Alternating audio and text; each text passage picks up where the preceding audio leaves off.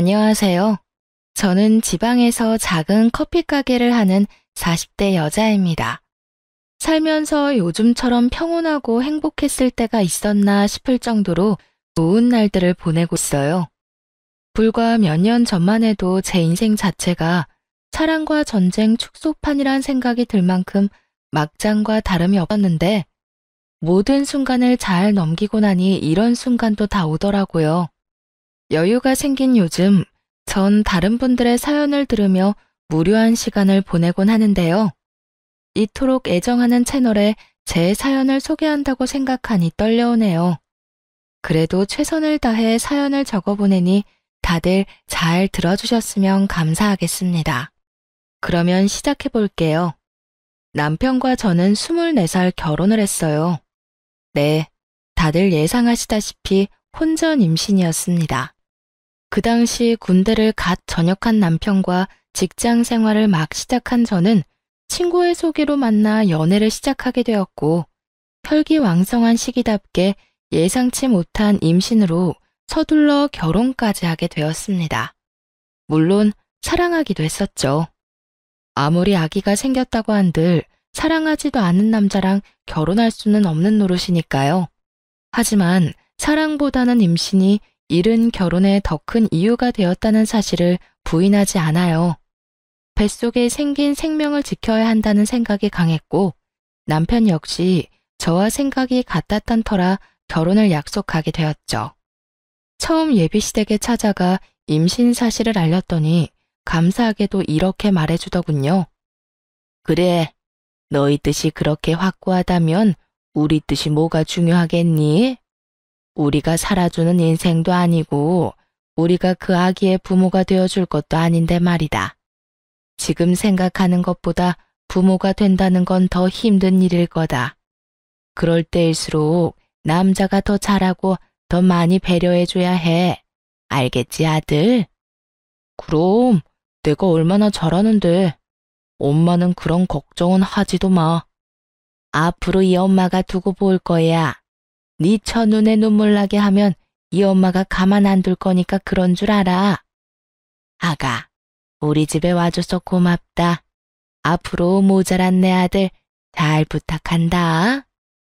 시댁에선 저희의 결혼을 응원해 주셨고 다행스럽게도 저희 부모님 역시 저희 뜻을 받아들여 주셨어요. 그렇게 결혼을 하게 된 저흰 어느새 20년 남짓한 시간이 흘러 20살의 아들을 둔 40대 중반 젊은 엄마 아빠가 되었습니다. 저희는 결혼을 하는 순간부터 시댁과 친정 모두 가까운 곳에 살고 있었어요. 시댁엔 아들이 10살이 되던 해에 당뇨병 합병증으로 인해 시부가 돌아가시고 친정엔 제가 결혼을 하고 얼마 되지 않아 엄마가 돌아가셔 아빠가 혼자 계신 상태였기 때문이었죠. 처음엔 그냥 얻다 보니 가깝게 얻은 것이었는데 살면서 상황이 그렇게 되다 보니 당연스럽게 가까운 곳에 살게 되었던 것이었어요. 시댁엔 시누이가 있긴 했지만 남편이 불안해했고 저는 외동이었던 터라 시댁 친정 모두 가깝게 있는 것은 저희 두 사람에겐 여러모로 옳은 결정이었죠. 워낙 어린 나이에 한 결혼이라 그런지 신혼 때는 정말 하루가 멀다 하고 싸웠던 기억이 있어요. 저는 저대로 임신을 한 상태라 인생 최고의 예민한 시기를 보내고 있었고 남편은 남편대로 가장이 될 준비가 되지 않은 상태에서 가장 노릇을 하느라 힘이 드는 시기였죠.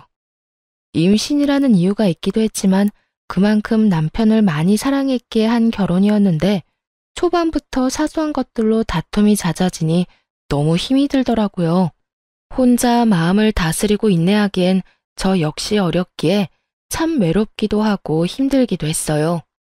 그럴 때마다 저를 위로해주고 보듬어줬던 건 다름 아닌 시모였어요. 아가, 요즘 많이 힘들지? 네? 아니에요. 제가 뭐가 힘들어요. 집에서 쉬고 있는데요.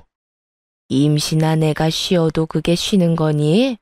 몸 한번 움직이는 것도 쉽지 않고 먹는 걸 하나 마음대로 마음 편히 먹을 수가 있냐? 스트레스 받는다고 술 한 잔을 먹을 수나 있나? 한창 놀기 좋아하는 나이에 집구석에 처박혀서 그러고 있지 않니?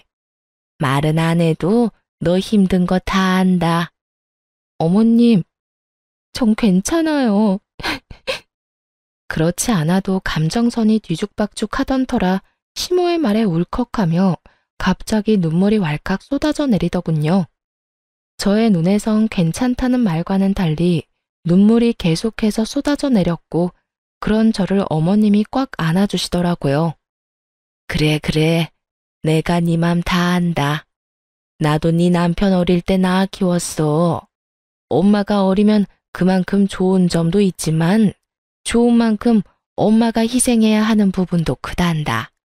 그래서 너희가 임신했다는 사실을 알려왔을 때 고민스럽기도 했어. 세인이가 너무 많은 희생을 해야 하는 현실을 알고 있었으니까. 그런데 세이야, 이 시기가 지나고 아기가 태어나면 이 고생들과 희생들을 다 보답받을 수 있는 날이 분명 온단다. 그날이 오기 전까진 내가 너에게 힘이 되어줄 테니 힘든 일이 있으면 언제든 내게 말하거라. 많이 힘들었던 신혼 초에 시모의 이런 말과 행동들이 저에게 얼마나 큰 위로가 되었는지 모릅니다. 시모는 늘 저의 편에 서서 저의 입장에서 생각해주며 저를 친딸처럼 아껴주셨고 시누이는 무관심으로 저에게 마음을 써주었어요. 언니, 내가 언니한테 관심이 없는 게 아니라 제가 괜히 언니 생각한답시고 나서는 게 언니한테는 스트레스일 수도 있을 것 같아서 가만히 있는 거예요. 그러니까 제가 너무 무관심하다고 섭섭해하시면 안 돼요? 저 언니 많이 좋아해요. 혹여나 제가 오해할까봐 이런 말까지 자주 해주곤 했었죠. 이렇듯 생각지도 않은 새로운 가족이 생긴 대신 세상 누구보다 제 가까운 제 편이라고 생각했던 남편이 변하기 시작하더군요.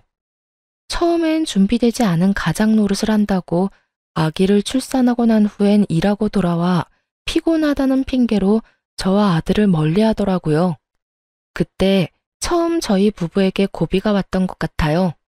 저는 그때 그 핏덩이 아들을 데리고 이혼까지 해야 하나 진지하게 고민을 하기도 했으니까요.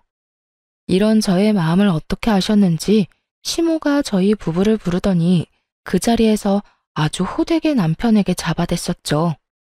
이놈아, 너 돈 버는 게 유세야? 그까짓 돈 얼마나 번다고 그딴 되지도 않은 유세질에 뻑하면 짜증이나 내고. 내가 뭘, 나 유세 부린 적도 없고 집사람한테 짜증낸 적도 없어. 어디서 거짓말이야? 너 내 앞에서도 네 마누라 홀대하면서 짜증낸 적이 한두 번인 줄 알아? 혹시 너 그런 자각도 못하고 짜증냈던 거야? 아니, 그게 아니라. 엄마, 내 말 좀 들어봐. 듣긴 뭘 들어? 안 봐도 비디오지. 너 이러려고 세이 임신시키고 결혼한다고 난리 부렸던 거야? 그 꽃다운 나이에 너 하나 믿고 애엄마가 된 세이를 이딴 식으로 대하려고? 내가 널 이딴 식으로 키웠어? 어디 꼴 같지도 않게. 네가 뭔데 남의 집 귀한 딸을 무시하고 홀대하는 짓거리를 하는 거야? 너 그딴 식으로 굴 거면 당장 세희랑 이혼하고 우리 집에 발걸음도 하지 말거라. 나는 너 같은 자식 필요 없다. 세희 역시 너 같은 인간 쓰레기 남편은 없는 게 더 나을 거니 그딴 식으로 굴 거면 이혼해.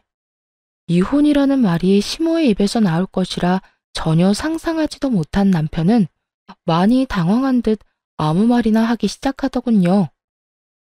엄마, 아무리 그래도 이혼이라니. 우리 아들 아직 돌도 안 됐어. 내 아들 엄마 없는 애로 키우란 말이야. 그리고 나 세희 없으면 못 살아.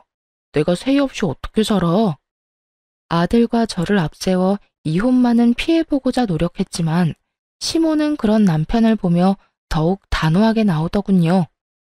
그런 녀석이 그딴 식으로 굴었어? 그리고 너 아주 큰 착각을 하는가 본데 내 손주를 왜 네가 키워? 당연히 세희가 키워야지. 네가 지금 아들을 키울 자격이 있다고 생각해? 엄마! 양심이 좀 있어라 이 녀석아. 네가 네 아들 똥기저귀를 한번 갈아줘 봤어? 분유 한번 타줘 보기를 했어? 하물며 아들 한번 시켜보기는 했어? 아무것도 안 하고 그저 눈으로 입으로 아들 타령만 한 녀석이 무슨 자격이 있다고 양육자 노릇을 하겠다는 거야?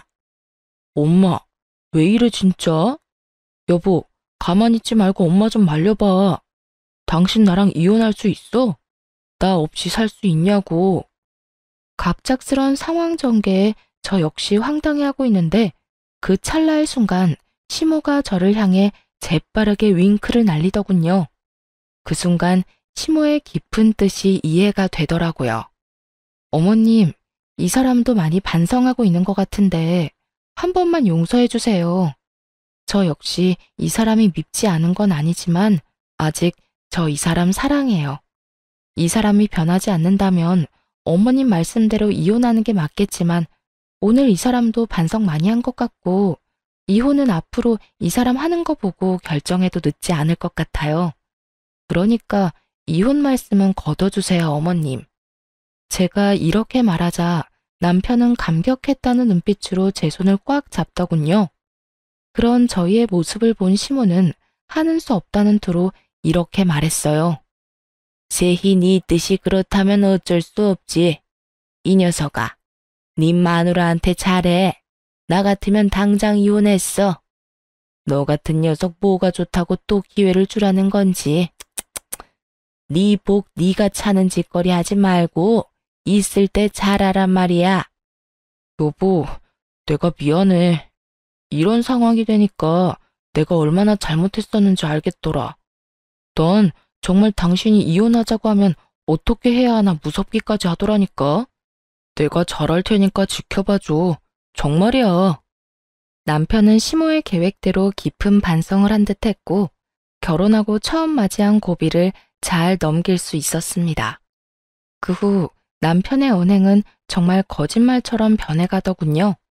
우선 집으로 돌아오면 저에게 애정 표현을 아끼지 않았고 아들을 대하는 말투와 태도, 심지어 눈빛까지 다정하게 변하더라고요. 여보, 나 왔어. 오늘도 많이 힘들었지? 힘들기는 괜찮아. 당신은? 당신은 괜찮았어? 나야 당신에 비하면 누워서 떡 먹기지. 나는 말이라도 통하는 사람들하고 일하잖아. 당신은 하루 종일 말도 못하는 애랑 집에서 에휴, 많이 답답하지? 내가 얼른 씻고 와서 밥 차려줄게. 조금만 기다려. 으이구, 이미 다 차려놨으니까 얼른 씻고 오세요. 에이, 내가 차려준다고 기다리라니까. 내일은 아무것도 하지 말고 기다려. 이렇듯 남편은 전혀 다른 사람이 되었어요. 그런 남편을 보며 저 역시 노력을 했고 때론 아들 둘 키운다는 마음으로 작은 일에도 남편을 지켜 세워주며 두 남자를 잘 보살폈죠. 물론 그렇게 서로가 노력한다고 한들 하루아침에 부부싸움이 없어지진 않았지만 이혼을 논할 정도의 심각한 부부싸움은 한 적이 없었습니다. 그렇게 세월은 흘러 아들이 20살이 되어 대학을 보내고 이제야 한숨 돌리고 제 인생을 사나 싶었더니 갑작스럽게 시모가 뇌출혈로 쓰러지게 되었어요. 천만다행으로 목숨엔 지장이 없었지만 하반신 마비가 오고야 말았죠. 시모 혼자서는 도저히 생활이 불가능한 상태였고 하나 있던 시누이 역시 결혼을 하며 지방에서 생활하고 있던 터라 시모의 간병은 제가 맡아야만 하는 상황이었어요. 그런 상황이 불만이었냐고요? 천만에요.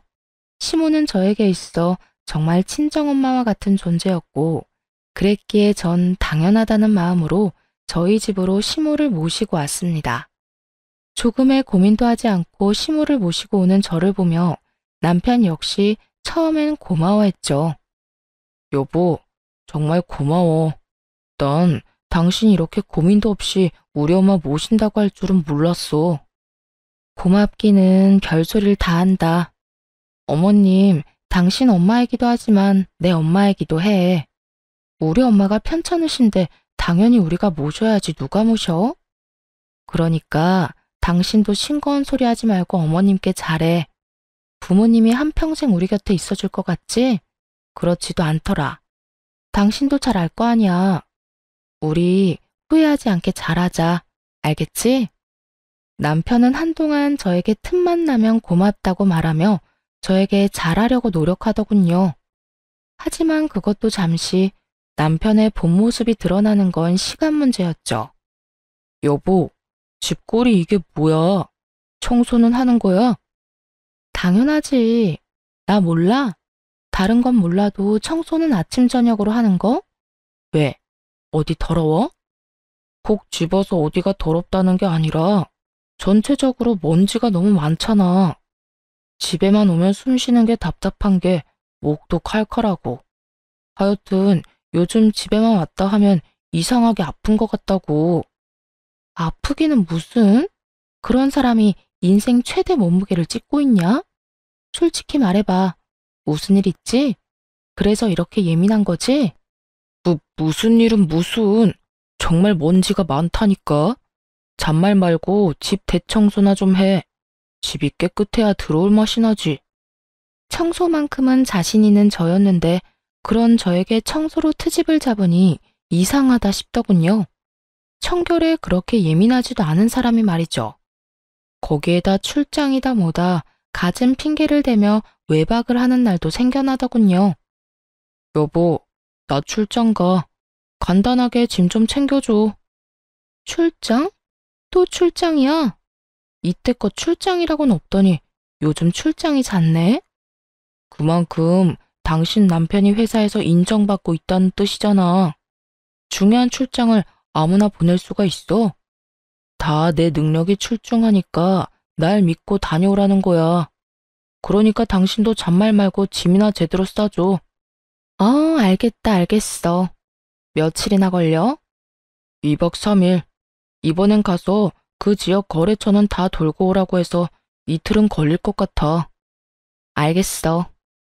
말은 알겠다고 했지만 그 말을 다 믿진 않았던 것 같아요. 갑자기 변해버린 남편과 그와 동시에 잦아지는 출장. 아무리 눈치가 없는 사람이라도 무언가 석연치 않은 일이 벌어지고 있다는 걸 알아채지 않겠어요? 저 역시 무언가 석연치 않다 싶긴 했지만 시모를 신경 쓰느라 애써 모른 척하며 남편을 믿으려 노력했던 것 같아요.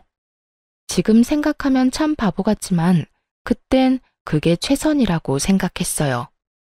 그러면서도 설마 내 남편이 다른 건 몰라도 바람은 피울 리가 없다고 그저 머리도 복잡하고 집에 와봤자 제대로 쉬지도 못하니 며칠 바람이라도 쐬러 가는 모양이다 하고 생각하기도 했었고요.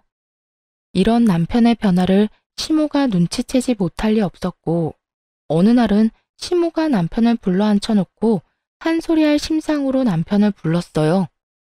아범, 여기 와서 좀 앉아보거라. 왜요? 나 오늘 회사 일 처리하느라 피곤해. 나중에 이야기해. 나중은 무슨? 지금 당장 해야 할 이야기니 얼른 와서 앉아보래도. 이 어미가 널 붙잡고 몇 시간씩 이야기할 것도 아니고 고작 몇 분 이 어미랑 이야기 나누는 것도 힘든 게야? 아, 진짜. 엄마까지 왜 이래? 나 피곤하니까 나중에 이야기하자는 부탁이 들어주기 힘들어. 내가 이래서 집에 들어오기 싫은 거야. 집이라도 들어오면 마음이 편하기를 하나, 누구 하나 내 마음 이해해주는 사람이 있길 하나. 에이, 정말. 남편은 갖은 성질을 부리더니 그대로 시모의 말을 무시한 채 집을 나가버리더군요. 그런 남편의 태도에 시모는 큰 실망을 느낀 듯했고 저 역시 그런 남편에게 그 어떤 기대조차 가지지 않게 되었습니다. 부모에게 저딴 식으로 하는 인간에게 기대를 가져봤자 시간 낭비겠다 싶었으니까요. 그렇게 저희에게 실망감을 안겨준 남편은 외박을 하지 않는 날엔 늦은 밤 집으로 돌아와 잠만 자고 나가버리더군요. 상황을 풀어보겠다는 의지조차 없는 사람처럼요. 저 역시 그런 남편에게 그 어떤 행동도 취하지 않으려 그저 시모를 잘 보살피는 것에 온 신경을 쏟으려 노력했어요. 그렇게 한 집에 살지만 남남처럼 지내던 어느 날 시모가 저를 불러 앉히더니 진지한 얼굴로 서류 봉투 하나를 건네주더라고요. 그 봉투 안엔 남편이 낯선 여자와 외도를 저지르는 모습이 담긴 사진과 상간녀의 나이부터 사는 곳, 하는 일까지 세세하게 적힌 종이가 들어있더군요. 손이 덜덜 떨려오고 믿을 수 없는 사실에 생각마저 멈춰버리더군요. 그 순간 시모가 저의 손을 잡아주었고 그제야 정신을 차린 제가 마음을 가다듬고 시모에게 물었어요. 어머님, 이게 다 뭐예요? 내가 참 할 말이 없구나. 내가 아무래도 이 녀석 하는 꼴이 수상해서 돈 주고 사람을 붙여봤더니 이 녀석이 결국 너한테 이런 잘못까지 저지르고 있더구나. 어찌해야 할 바를 모르겠더라고요. 그 자리에서 무너져 내리기엔 시모의 걱정이 너무 클 것 같고 그렇다고 아무렇지 않은 척하기엔 밀려오는 배신감이 너무나도 컸으니까요. 시모는 이러한 제 심정을 다 안다는 듯 이렇게 말하더군요. 거기에다 다른 건 몰라도 외도만은 아닐 거라고 그렇게 믿고 또 믿었는데 그렇게 제 두 눈으로 다 보고 나니 상황을 받아들이게 되면서도 애써 부인하고 싶기도 한 이중적인 생각이 머릿속을 복잡하게 만들었어요. 세희야, 너 이혼해. 나 걱정하지 말고 그냥 이혼하거라. 너도 알다시피 나한테 내 한 몸 건사할 만큼의 돈은 충분히 있어. 요즘 돈만 있으면 요양원도 천국이라고 하더라. 그러니까 내 걱정하지 말고 너도 네 갈 길 가. 애도 이제 다 컸겠다. 여기서 발목 잡혀 살지 말란 말이야.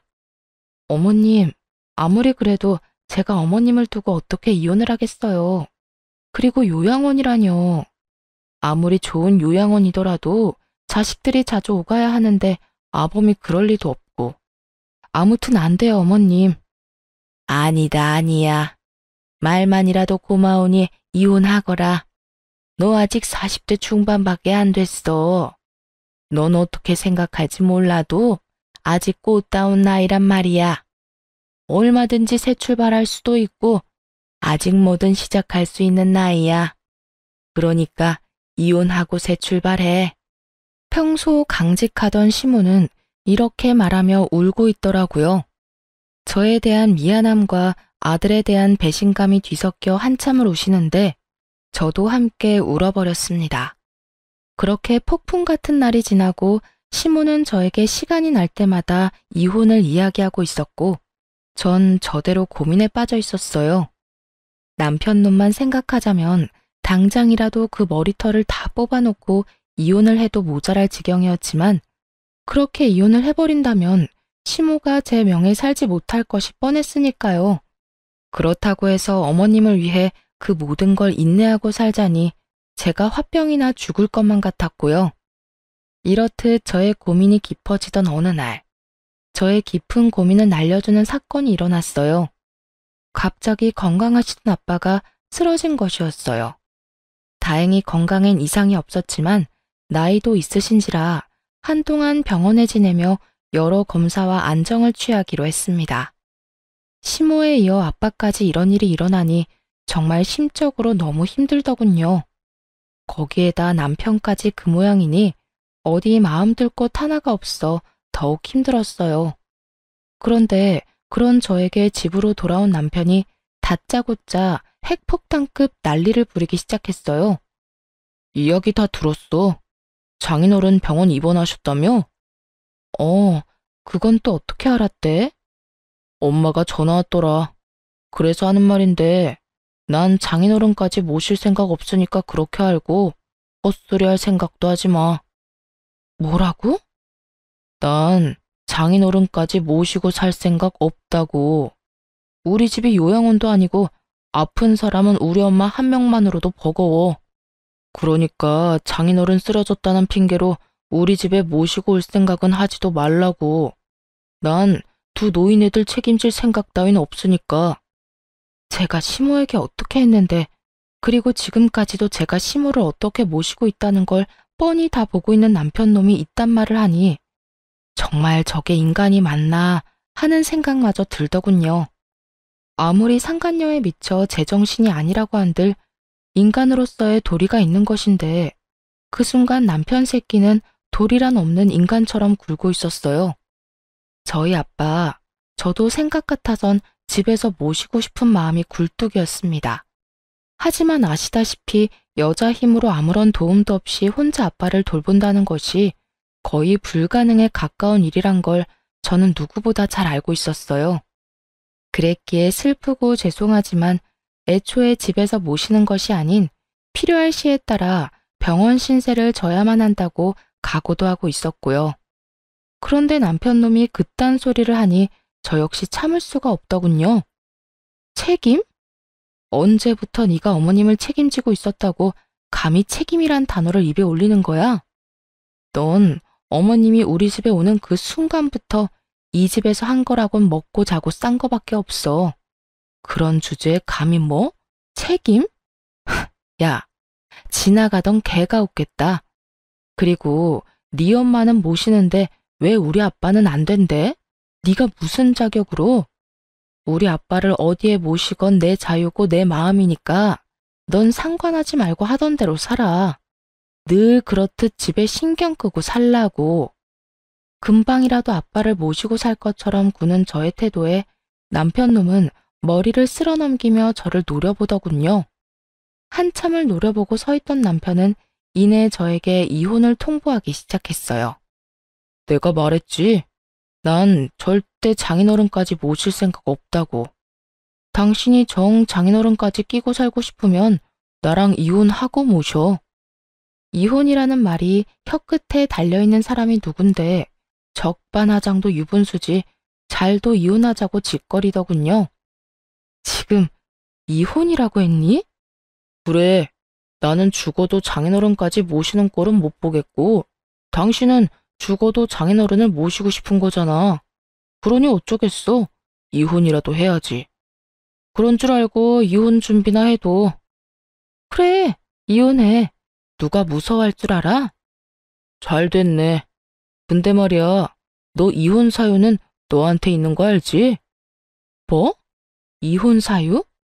그래, 네가 네 아빠 모시고 싶어서 이혼하는 거니까 이혼 사유는 너한테 있는 거지. 그러니까 내 아들도 재산도 아무것도 너한테 못 주니까 네 짐 챙겨서 이 집에서 나가. 뭐? 몸만 나가라고? 네가 인간이니? 그래도 내가 20년 동안 너한테 한 게 있는데 어떻게 나한테 이딴 식으로 할 수가 있어? 20년 동안 살았으니까 위자료 청구는 안 하고 몸만 내보내주는 거야. 네가 나한테 따지고 들 게 아니라 오히려 고마워해야 하는 거라고. 아, 우리 아들 얼굴은 가끔 보게 해줄게. 그건 걱정하지 마. 이 와중에 저에게 위자료 한 푼도 아까웠는지 유책 배우자를 저로 몰고 가기 시작하더군요. 어찌나 뻔뻔한지 그 뻔뻔한 면상을 확 걷어차주고 싶은 심정이었어요. 거기에다 외도까지 저지르고 있는 주제에 감히 아들까지 입에 올리다니. 저의 전투 의지가 활활 불타오르는 것이 다 느껴지더군요. 아, 그래. 이런 말이 있지. 길고 짧은 건 대봐야 한다고. 두고 보자. 재산은 누구한테 더 많이 주어질지, 우리 아들은 누가 데리고 가게 될지. 거기에다 위자료는 누가 누구한테 주게 될지 말이야. 뭘 상상하든 그 이상을 겪게 될 테니까. 제가 모든 사실을 알고 있다는 사실을 꿈에도 알지 못하는 남편놈은 재수없게 실실 비웃으며 이렇게 말하더군요. 마지막 발악을 해보시겠다. 그래. 다 해봐. 참고로 변호사 비용 만만치 않다. 괜한 오기로 아까운 돈 쓰지 말라고 미리 이야기해주는 거니까 새겨들으라고. 내 걱정 말고 네 걱정이나 해. 그리고 이 집은 이혼하기 전까진 내가 지낼게. 그 정도는 해줄 수 있지? 그래, 그 정도는 양보해줄게. 어차피 엄마 병원 알아볼 동안엔 엄마 병수발 들 사람이 필요하기도 하고 너도 이 집하고 엄마한테 인사는 해야 할 테니까. 그럼 법원에서 보자. 남편은 의기양양한 태도로 집을 나갔고 도끼를 가득 품은 채 이혼을 준비하게 되었습니다. 우선 전 남편에게 위자료 청구를 함과 동시에 상간녀 소송까지 걸어버렸고 모든 사실을 안 남편에게서 전화가 왔더라고요. 너 미쳤어? 조용히 이혼하자고 했더니 위자료 청구에 상간녀 소송까지 걸어? 네가 감히 누구한테 상간녀 소송을 걸어? 미안함이라곤 전혀 느껴지지 않는 남편의 말을 들으며 아들의 아빠고 나발이고 철저하게 완벽한 복수를 해줘야겠다는 생각만 들더군요. 그런 생각이 들자 남편에게 참 고맙더라고요. 사실 아이의 아빠기도 하고 그간 살았던 세월이 있어서 그런지 이렇게까지 해서 나에게 남는 게 뭘까 하는 생각도 들곤 했었거든요. 그런데 이렇게까지 인간 쓰레기적인 면모를 아낌없이 보여줘 제 마음을 가볍게 해주었으니까요. 감이라니. 이럴 땐 감이가 아니라 당연하다고 하는 거야. 남편이 웬 젊은 여자랑 바람 피우고 있는데 당연하게 상간녀 소송 정도는 걸어줘야 하지 않겠어? 네가 이런다고 달라지는 게 뭔데? 뭐, 그까짓 돈? 그것 때문이야? 고작 돈 때문에? 고작 돈 때문이겠니? 내가 그렇게 돈에 미친 여자는 아니란 걸 잘 알잖아. 내가 상간녀 소송까지 하는 이유는 당연히 해야 하는 일이기야 하는 거야. 인생은 너랑 그딴 년 때문에 막장이 되어버렸는데 그녀는 행복하게 하하호호 웃으며 사는 꼴을 그냥 보고 있을 수만은 없잖아. 너도 그년도 적어도 인간이면 소송하는 중에 최소한 내가 저지른 불륜이 법에 위반되는 나쁜 일이구나 하는 정도의 생각은 하겠지. 그러니까 부디 아무 의미 없는 소송이 아니길 바란다. 알겠냐? 제가 이런 말까지 했는데도 불구하고 남편과 상간녀는 전혀 반성 따위는 모르는 사람처럼 굴더군요. 소송을 하는 내내 제가 보란 듯이 남편은 상간녀를 옆에 끼고 다니며 조롱했고 상간녀 역시 저를 무시하는 말들을 서슴없이 하며 남편의 품에 안기는 행동을 하기도 했으니까요. 꼴이 그게 뭐야? 하긴 두 노인네 뒷바라지 하느라 정작 본인 챙길 시간은 없나 봐? 어머, 아무리 그렇다고 해도 무슨 여자가 립스틱 하나 안 발랐대? 저런 꼴이니 오빠가 한눈이나 팔았겠지. 오빠, 걱정 마. 난 오빠랑 결혼해도 절대 망가지지 않을 거니까. 늘 이 모습 그대로 오빠 곁에 있을 거야. 꼴값도 참 여러 가지로 한다 싶었어요. 그런 두 사람의 모습을 보는데 화가 나기는커녕 약조차 오르지 않더군요. 그저 이런 생각만 가득했어요. 그래, 많이 웃어도, 웃을 수 있을 때 많이 웃어도 언제까지 웃을지 모르겠지만 말이야. 오빠, 저 여자 뭐래? 자기가 뭔데 웃으라 말아야. 혹시 이혼한다는 충격이 너무 커서 미쳐버린 거 아니야? 그런가? 그러고 보니 눈빛도 살짝 이상한 것 같기도 하고. 안 되겠다. 얼른 가자. 괜히 불똥 튈라. 두 사람이 그러거나 말거나 정말 저는 아무렇지 않았어요. 저의 계획은 이제 시작이었으니까요. 일단 소송은 저에게 유리하게 끝이 났어요. 재산 분배는 물론 양육권까지 당연히 저에게 유리하게 끝이 났고 이러한 결과를 전 남편은 받아들이지 못하는 듯 했지만 항소는 하지 않더라고요. 당연히 항소할 줄 알았더니 쉽게 포기하네. 그까지 푼 돈 너 가져. 다 줄 테니까. 난 어차피 엄마 죽으면 받을 재산 많으니까 그까지 돈 없어도 되지만 돈 아니잖아. 너도 알지? 우리 엄마 깔고 앉은 돈 많은 거. 말이야 바른 말이라고. 너도 그 돈 노리고 이때껏 걷지도 못하는 노인네 똥수발까지 들어가며 그 수고를 한 거 아니냐. 그런데 어쩌냐? 그 노고가 헛된 고생이 되어버렸네? 그래도 뭐 한 푼도 못 받은 건 아니니까 너무 억울해 말라고. 이제 이혼도 했으니까 앞으로 두 번 다신 보지 말자. 역시는 역시라고. 전 남편은 역시 저와 시모가 예상했듯 당연하다는 듯 시모의 재산을 자신의 재산처럼 여기고 있더군요. 그 꼴을 보고 있는데 어찌나 한심하고도 웃기는지. 그만 참지 못하고 웃음이 터져나와 버렸지 뭐예요. 그도 그럴 것이 시모는 이미 재산 정리를 끝낸 상태였기 때문이었어요. 미안. 당신 말 듣고 있으니까 참을 수가 있어야지. 미친 사람처럼 웃는 저를 보며 남편은 어리둥절한 표정을 지어 보였고 상간녀는 제가 병균이라도 되는 듯 남편의 뒤로 숨어버리더군요. 아, 너 모르고 있구나. 하긴 어머님께 관심이 전혀 없으니까 몰랐을 수도 있겠다. 그게 무슨 말이야? 내가 모르긴 뭘 모른다는 말이야. 네가 그렇게 믿고 있는 그 재산, 그거 이제 없어. 그러니까 그 재산이 왜 없냐고.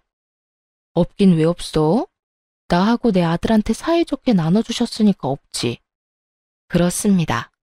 어머님은 제가 이혼을 결심한 그 순간부터 재산 정리를 시작하셨고 전 남편에게 단 한 푼도 남기지 않으시고 저와 제 아들에게 모든 재산을 분배해 주셨죠. 전 남편 놈이 믿고 있던 것은 시모의 재산뿐이었을 텐데 제 말을 들은 전 남편의 얼굴은 사색이 되어버렸죠. 물론 남편의 옆구리에 매달려 있던 상간녀의 얼굴도 별반 다르지 않았고요. 뭐라고? 그 재산 어머님이 진작 나하고 내 아들한테 다 주셨다고. 그러게 어머님한테 좀 잘하지 그랬어? 여자한테 미쳐서 가정이고 부모고 다 내팽개치고 발정난 개새끼처럼 발발거리고 다니더니 꼴 좋다. 뭐? 발정난 개새끼? 너 말 다 했어? 다 했겠니? 너한테 하고 싶은 말 다 하려면 사흘 밤낮을 해도 모자랄 지경이야. 그런데 내 할 말 다 해봤자 뭐가 달라지겠니? 인간 말종이 사람이 되기를 하겠어? 반성이란 걸 하기는 하겠어? 너 진짜 말 그따위로밖에 못해? 다 됐고 우리 엄마가 재산을 다 너희한테 줬다니 그게 다 사실이야? 그럴 리가 없잖아. 우리 엄마가 왜? 전 남편은 믿을 수 없다는 듯 저에게 되물어왔고 상간녀는 화가 많이 난 듯 남편을 흔들며 울부짖더군요. 이게 다 무슨 소리야, 오빠? 그러면 오빠가 받을 재산이 하나도 없단 말이야? 이건 오빠 말이랑 달라도 너무 다르잖아. 아니, 다른 정도가 아니라 이건 거의 사기라고. 사기라니. 다른 사람도 아니고 자기가 나한테 어떻게 그런 말까지 해? 그럼 내가 이 상황에 우리 오빠 최고다, 우리 오빠 제일 좋아 하면서 엉덩이라도 두들겨 줄 거라 생각했어? 오빠가 뭐라고 그랬어? 이혼하고 나면 그 노인네 재산은 다 오빠 거라며. 그 돈으로 나 호강시켜준다고 했어, 안 했어? 그랬지. 그랬는데 내가 뭐 엄마가 그럴 줄 알았냐? 나도 몰랐다고. 몰랐다고 하면 다야? 이제 나 어떻게 해? 내 인생 어떻게 책임질 거야? 내 나이가 몇 살인데 상간녀 딱지 붙이고 어떻게 살라고. 이러려고 내가 오빠 만난 줄 알아? 저기 진정하고 내 말 좀 들어봐. 사랑이라고 그렇게 자부하더니 그 대단한 사랑도 돈 앞에선 별 수 없더군요. 제가 있다는 것도 있고 저리 속내를 다 내비치는 꼴을 보니 말이에요. 저기 싸움은 집에 가서 하도록 하고 이제 다 알았으니까 혹여나 어머님 찾아가서 재산 내놓으라 하면서 행패 부릴 생각은 하지도 마.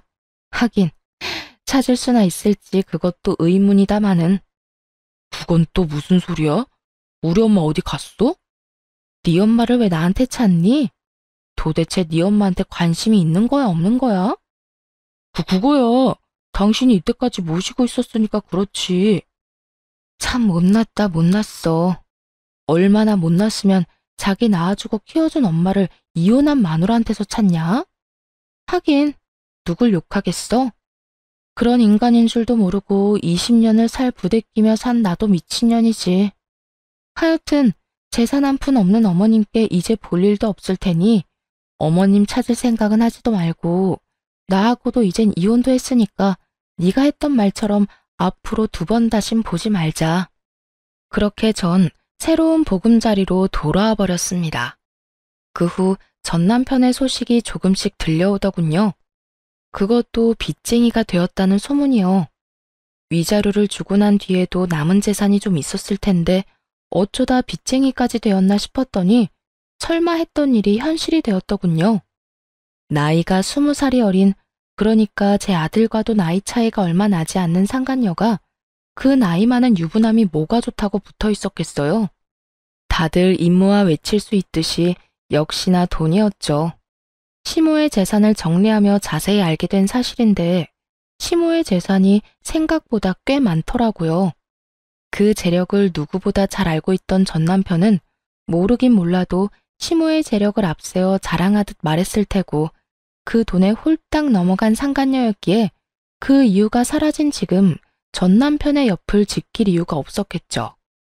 그런 상간녀는 전 남편의 남은 재산만 아니라 전 남편의 명의로 대출까지 받을 대로 받게 해 제대로 한탕 해먹고 도망갔다는 이야기를 들을 수 있었죠.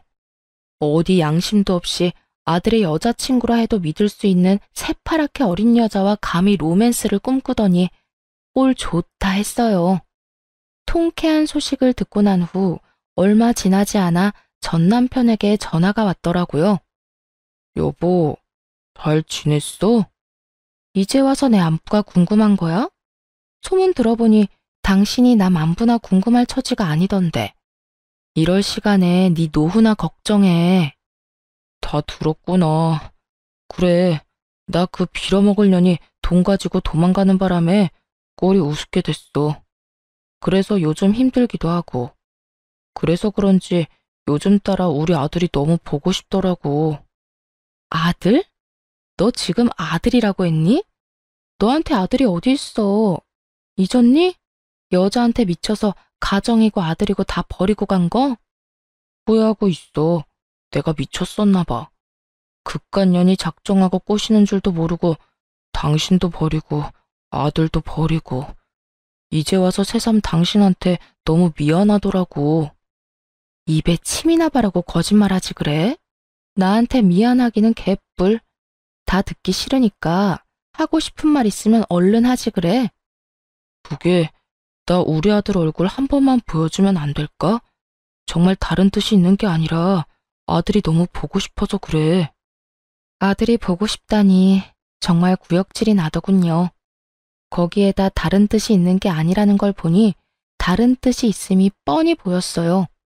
그건 바로 아들이 물려받은 재산임이 분명했고요. 개소리하고 있다. 다 됐고 내 아들은 너 보기 싫대. 너 죽어도 장례식장에도 갈 생각이 없다고 하더라. 그런 줄 알고 두 번 다시 연락도 하지 말고 우리 앞에 나타날 생각도 하지 마. 알겠어? 여보, 그러지 말고 정 얼굴 보여주는 게 힘들면 정말 이런 말까지 하고 싶지 않았는데 돈 좀 주면 안 될까? 나 정말 돈이 한 푼도 없어서 그래. 그년이 대출까지 있는 대로 받아서 도망가는 바람에 내 월급으로 감당도 안 되고 퇴직금도 진작 다 당겼어서 큰돈 구할 데도 없어. 나 지금 오갈 데도 없어서 찜질방에서 지내. 한 푼도 없긴 찜질방 갈 돈은 있나 보네. 그렇게 야박하게 굴지 마. 그래도 우리가 함께한 세월이 20년이 넘는데 그까지 푼돈 좀 주는 게 힘들어? 당신이 돈이 없는 것도 아니잖아. 재산도 한몫 잘 뜯어갖고 엄마한테 받은 재산도 꽤 될 거 아니야. 20년 세월이 있는데 넌 젊은 여자랑 바람나서 다 버리고 갔어? 자기가 버릴 땐 언제고 이제 와서 20년? 대가 진짜 기가 막힌다. 어쨌든 돈이 차고 넘쳐서 뗄감으로 쓰는 한이 있어도 너 줄 돈은 없으니까 전화 끊어. 그렇게 저는 전화를 끊어버렸고 그 후론 연락이 닿는 일은 없었어요.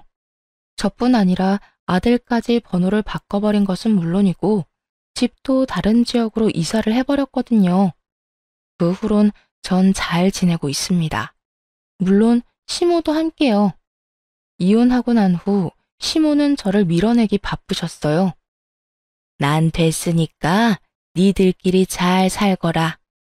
너희한테 내 재산 다 준 것도 아니고 나 죽을 때까지 쓸 만큼은 남겨놨어. 이 돈으로 요양원에 들어가든 실버타운을 들어가든 하면 되니 나는 신경 쓸 필요 없어.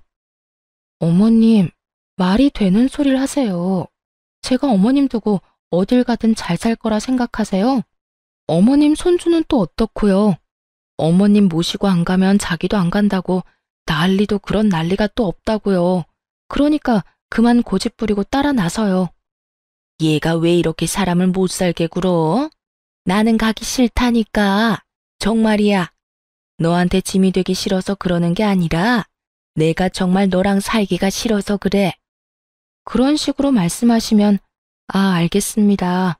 사시는 동안 평안하세요. 하고 제가 순순히 돌아설 줄 아셨어요? 어머님, 제 고집 아시죠? 어머님이 좋든 싫든 앞으로 저랑 사셔야 하니까 그런 줄 아세요. 적어도 어머님이 주신 재산 다 쓸 때까진 제 옆에 사셔야 하니까 그런 줄 아시고요. 아니, 그래도 얘가 너 나까지 끼고 살면 새 출발 절대 못해. 너 아직 나이도 40대밖에 안 됐고 아들도 다 키웠겠다. 새 출발해야지. 좋은 사람 안 만날 거야? 이대로 혼자 늙어 죽을 거냐고. 새 출발하는데 꼭 남자가 있어야 해요? 꼭 결혼해야 하냐고요. 저는요, 어머님, 이제 남자라면 아주 지긋지긋해요. 이제 겨우 아들 다 키워놓고 즐기면서 살 날만 남았는데 또 새로운 남자랑 살면서 그 뒷바라지를 또 하라니. 절대 싫습니다. 그러니까 어머님이 저 책임지고 같이 살아주세요. 그날 시모께서 참 많이 울더군요. 저 역시 그런 시모를 안고 많이 울었고요. 결국 시모는 못 이기시는 척 저를 따라 나서 주었고 지금은 저와 함께 행복하게 살고 계십니다. 물론 저희 아빠도 함께요. 아빠는 다행스럽게 건강을 회복하셨고 시모는 여전히 거동은 불편하시지만 양호한 상태로 잘 지내고 있어요. 이사한 집이 아주 넓은 주택이라 사돈지간끼리 모여 사는데 큰 불편함 없이 잘 지내고 있어요. 아들은 어느새 군대를 전역하고 곧 첫 출군을 앞두고 있네요. 언제 이렇게나 컸는지 참 뿌듯하면서도 아쉬운 마음도 들더군요. 언제까지나 품 안의 자식일 줄 알았는데 어느새 품에서 나가 혼자 살아갈 준비를 하는 아들의 모습을 보니까요. 그런 저의 마음을 알아챘는지 어느 날은 아들이 이런 말을 하더군요. 엄마, 이때까지 나 키워주느라 고생 많았어요. 앞으로는 내가 엄마랑 할머니, 할아버지까지 잘 챙기고 효도할게요. 그러니까 엄마는 이제 엄마가 하고 싶은 거 하면서 여유롭게 행복하게 살아요. 아들, 이미 엄마는 하고 싶은 거 다 하면서 살고 있어. 그러니까 엄마 걱정, 집안 걱정하지 말고 너 하고 싶은 거 망설이지 말고 다 하면서 살아. 나도 그래요. 나 하고 싶은 거 다 해서 좋은 회사에 취직도 했고 무탈하게 군대도 전역했고요. 다 엄마가 나 잘 키워줘서 이렇게 잘 클 수 있었지 뭐. 하여튼 혹시나 엄마가 힘들면 나한테 기대줬으면 좋겠어요. 이젠 나도 컸으니까 나한테 의지도 하고 고민도 털어놓으면서 그렇게 살아갔으면 좋겠어요. 그래, 고맙다. 우리 아들이 최고네. 그런 당연한 소리를. 하여튼 사랑해요, 엄마. 눈물이 왈칵 쏟아져 나오는 걸 얼마나 참았나 몰라요. 소중한 제 아들. 때론 자식처럼, 때론 남편처럼 저의 곁을 든든하게 지켜주며 요즘에도 뜬금없이 사랑한다는 말을 아끼지 않고 자주 해주는 사랑스러운 아들입니다.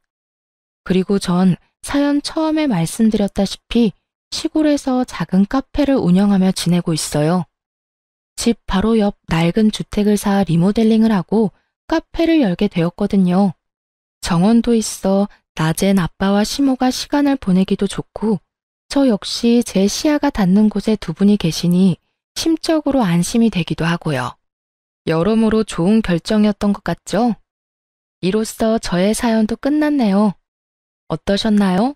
많이 답답하셨을까요? 아님 앞으로의 저의 인생을 응원해 주시는 분들이 더 많으실까요? 어찌되었든 저는 앞으로 두 분과 함께 행복하게 잘 살아가 보려고요. 저의 긴 사연 들어주신 모든 분 감사합니다. 좋은 하루 되세요.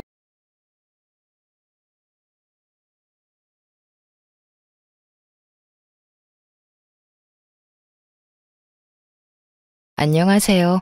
저는 평범한 40대 초반의 여성입니다. 저는 한 번 이혼한 전적이 있는데요. 정말 어이없는 시부모의 행태와 남의 편임이 틀림없는 남편의 합작이었어요. 처음에는 시댁 때문에 스트레스를 많이 받았지만 뒤로 갈수록 남편에게 더 큰 배신감을 느껴야 했죠.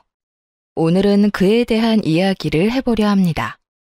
남편과 저는 같은 직장에서 만났어요.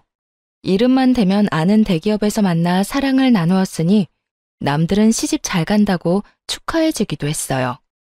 저는 원래 시골에서 나고 자랐는데 대학을 서울로 오면서 대기업에 취직한 케이스였어요. 당연히 저희 부모님은 시골에 계셨고요. 남들은 시골에서 올라왔다고 하면 부모가 농사 짓는다고 생각하며 힘들게 살았을 거라고 생각하지만 사실 저는 그런 생활과는 거리가 멀었어요. 할아버지 때부터 저희 집안은 동네 유지였고 땅과 건물을 여럿 가지고 있는 알부자였거든요. 아버지는 심지어 농사 짓는 분도 아니셨어요. 도시 쪽에 얻은 부동산으로 임대 수익을 얻으며 생활하셨거든요. 그래서 어린 시절부터 가난하게 살지는 않았어요. 다만 부모님 두 분 다 알뜰한 분들이라 허투루 돈을 쓰신 적은 거의 없었어요. 아버지도 자잘하게 돈을 쓰는 일은 거의 없으셨고 한 번 돈을 쓸 때는 통 크게 쓰는 편이었어요. 딸, 돈을 쓸 때는 말이다. 무조건 남들이 우와 하고 감탄할 만큼 써야 해. 그리고 쓰지 않을 때는 악착같이 아껴야 하고 왜인지 알겠어?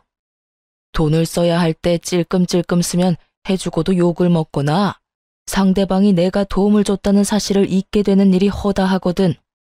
그러니까 절대로 돈 쓸 때는 아끼지 말거라. 그리고 상대방이 나를 무시하는 것처럼 보일 때도 큰 돈을 써서 내가 쉬운 인간이 아니라는 걸 보여줘야 한다. 선수 필승, 그거야 그거. 그게 아버지의 입버릇이었어요. 돈을 쓰려면 남들이 다 감탄할 만큼 크게 쓰고 쓰지 않을 때는 악착같이 아끼라는 거요. 여하튼 그런 부모님 밑에서 자라 서울에 올라오니 참으로 부드럽고 나긋나긋한 남자들이 많더군요. 남편은 그런 면에서 탁월한 사람이었어요. 착실하고 순한 사람이었죠. 저는 순한 사람은 아니었어요.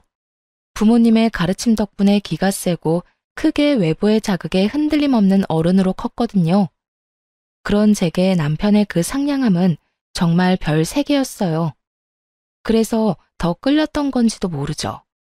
그런 성격이 어디서 나온 건지 알았더라면 분명 이렇게까지 끌리지 못했을 거예요. 하지만 사랑이라는 게 그렇잖아요. 사람을 눈 멀게 만드는 것이니까요. 그렇게 남편은 제게 결혼에 대해 진지하게 이야기했고 저도 결혼을 긍정적으로 생각하기로 했어요. 그렇게 저희는 드디어 상견례를 하게 됐어요. 아유, 멀리서 오시느라 고생하셨어요. 그래도 깡촌에 있다가 도시 오니까 볼 것 많아서 좋으시죠? 있는 동안 관광이라도 많이 하고 가세요. 시골에서는 이런 거 볼 일도 없을 거잖아요. 안 그래요? 그 말에 기분이 확 나빠졌어요. 깡촌과 시골이라는 말을 하며 은근히 지방 사는 부모님을 무시하는 것 같은 기분이 들었거든요. 게다가 친정 부모님을 앞에 두고도 머리끝부터 발끝까지 훑어내려가며 두 분의 차림을 확인하는 것 같은 눈길도 마음에 안 들었어요. 그리고 그분들의 눈이 저희 어머니가 가진 명품 가방에 눈길을 주더군요. 어머니는 명품을 좋아하시지 않지만 딱 하나 어디 중요한 날에 들려고 사두신 것인데 그걸 보고 이번에는 시모가 말했어요. 사부인, 제가 이런 말 하는 거 너무 고깝게 듣지 마세요. 그런데 아무래도 이건 좀 아니라서 도시에서 이렇게 가짜 가방을 메고 다니면 사람들이 흉을 봐요. 비싼 거 흉내내서 들고 다니려고 하지 말고 사부인한테 맞는 걸 들고 다니세요. 아니면 교양 없는 사람들이 꼭 한 소리 한다니까요.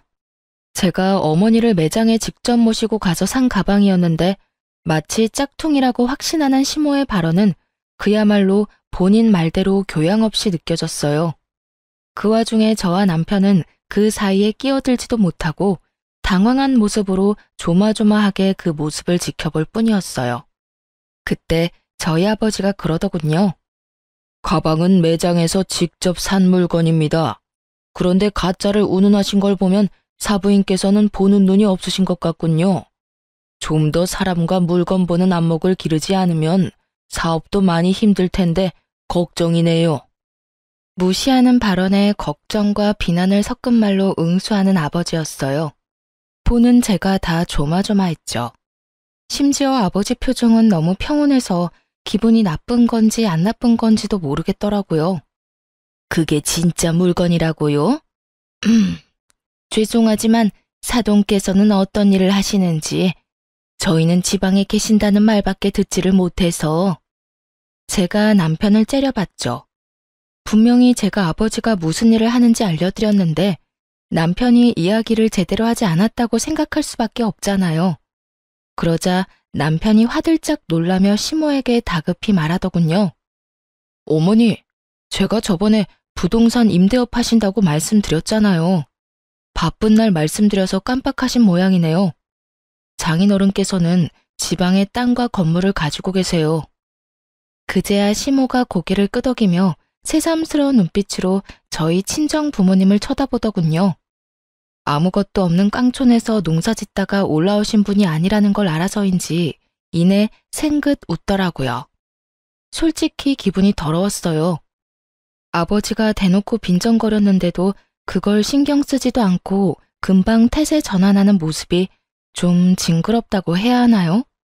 그리고 그 이후로 식사가 나오면서 시부모는 저희 부모님을 다시 무시하기 시작했어요. 아무래도 지방에 있으면 이런 거 먹을 일이 없지요. 저희가 바빠서 서울까지 오게 한 것도 죄송해서 아들에게 고급 음식점으로 예약하라고 이야기해 놨습니다. 좀 비싸긴 하지만 그래도 이런 격식 있는 자리에 딱 맞는 가게이긴 하죠. 일부러 독립된 방으로 예약했어요. 아무래도 테이블 매너 같은 것도 모르실 텐데 남들한테 보이기까지 하면 좀 그렇잖아요. 가치 있는 우리 수준도 무시하게 될 테고 그러니까 편하게 드세요. 말투는 굉장히 격식이 있는 것처럼 보였는데 실상 말을 뜯어보면 대놓고 저희 가족을 무시하는 발언을 교묘하게 섞어서 말을 하고 있더군요. 시모와 시부의 모습에 저는 이 사람들이 저랑 남편의 결혼을 반대하는 거 아닌가 하는 생각까지 들 정도였어요. 그리고 식사에 들자마자 시부모는 본론부터 말하더군요. 저희는 결혼이 참 중요한 일이라고 생각하고 있어요. 그리고 사돈될 사람들 성품과 지위도 중요하다고 생각하고요. 하나뿐인 아들인데 어떻게 함부로 장가를 보낼 수 있겠어요? 사돈도 딸 시집 아무한테나 보내고 싶지는 않을 거잖아요. 그렇죠. 도대체 무슨 말을 하려고 저렇게 장황하게 뜸을 들이나 했는데 그 다음에 튀어나온 말은 당황 그 자체였어요. 그래서 말인데 결혼하게 되면 어떤 식으로 지원을 해줄 것인지 그게 궁금하네요. 저희 아들이 이런 말하면 제 얼굴에 금칠하는 것처럼 보이겠지만 정말로 어딜 가서 빠지는 얼굴도 아니고 직장도 대기업으로 아주 좋잖아요. 그리고 무엇보다 성격도 어찌나 착한지 이런 우량 물건 데려가시려면 그에 상응하는 무언가가 오고 가야 하는 게 정상이 아닐까 하는 생각이 들어서요. 시모 말은 우리가 내거는 조건에 따라 결혼을 승낙할지 말지 결정하겠다는 뉘앙스였어요. 나를 잡기 위해 상견례를 하는 줄 알았는데 결혼을 시킬지 말지도 아직 결정 못했다는 시모 말에 저는 눈앞이 하얘졌습니다. 도대체 뭐 하는 사람들인가 싶었죠. 그래서 사부인께서는 어떤 조건을 원하시는지 저희도 저희 딸이 어디 한 군데 빠진다는 생각은 안 합니다. 이만하면 얼굴도 예쁘고 아직 젊기도 하고 직장도 좋죠. 그리고 막내에다가 하나뿐인 딸이라 그런지 저도 마음이 많이 쓰입니다. 그런데 자네 집은 어떻게 할 생각인가? 아, 네. 저희는 일단 전세부터 시작할 생각입니다. 저희는 대출이 잘 나와서 가능할 것 같습니다. 그리고 서울 외곽 쪽이면 돈도 좀 덜 들어서 그쪽으로 알아보고 있습니다. 집 살 돈은 얼마나 되지? 저는 5천만 원 정도 모아놨고 부모님이 1억 정도 마련해 주신다고 하셨어요. 나머지는 부부 둘이서 대출로 마련할 생각입니다. 아버지가 곰곰이 생각하더니 한마디를 툭 던졌어요. 1억 5천만 원 가지고는 서울에 괜찮은 집 마련하기가 불가능하다는 것쯤은 나도 잘 알고 있네. 그러면 내가 우리 딸아이를 위해서 신혼집을 마련해 주도록 하지. 20평대로 자네 회사 근처로 집을 찾아보게. 집은 내가 사주겠네. 그 말에 시댁 사람들 눈이 엄청 커져버렸어요. 본인들도 놀란 모양이었죠. 사돈, 서울에서 집을 사주는 건 몇 억 가지고 되는 문제가 아니에요. 아무리 구축이고 오래돼도 얼마나 비싼지 모르고 그런 말씀 하시는 것 같은데. 저도 압니다. 서울에도 제 건물이 있거든요. 평생 부동산 쪽에 있었는데 서울 시세도 모를까 봐요. 대출 같은 거 끼면 아까운 이자만 나가니까 저도 우리 귀여운 막내딸을 위해서 돈 쓰는 거예요. 그렇지 않아도 사돈댁이 사업하면서 큰돈 만지는데 우리 딸이 결혼해서 주눅 들면 안 되지 않습니까? 결혼은 격이 맞는 사람들끼리 한다는데 격이 안 맞다고 상대방이 생각하면 우리가 돈이라도 많이 써야지요. 마음 같아서는 다른 남자 데려오라고 하고 싶지만 딸애가 좋다고 하니 제가 힘 좀 쓰는 겁니다. 예상과 다르게 흘러가는 상견례에 저는 당황하기만 했어요.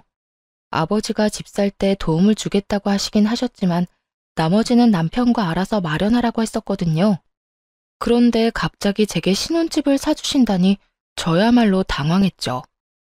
어머나, 그러면 저희야 좋지요. 요즘 시대가 많이 변했잖아요. 꼭 신랑 쪽에서 집을 할 필요도 없는 거죠. 그럼 아들, 그 5천만 원은 필요 없는 돈이니까 아껴두고 너희 결혼 후에 필요한 일이 있으면 쓰렴.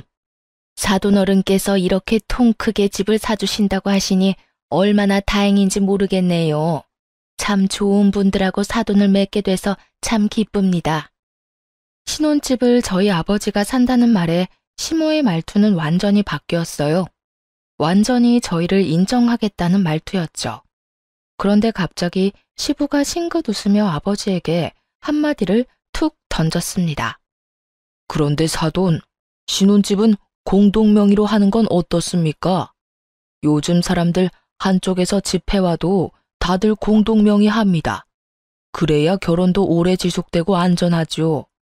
요새 워낙 배우자 몰래 집을 가지고 장난치는 사람들이 많아서 아무래도 걱정이 좀 되잖아요. 물론 우리 며느리 될 아기가 그렇다는 말은 아닙니다. 그냥 통상적으로 다들 살면서 서로 집에 기여를 할 것인데 한 사람 이름으로 집을 한다는 게 좀 너무한 처사가 아닌가 해서요. 지금 저희 딸이 그런 장난질이나 할 사람처럼 보입니까?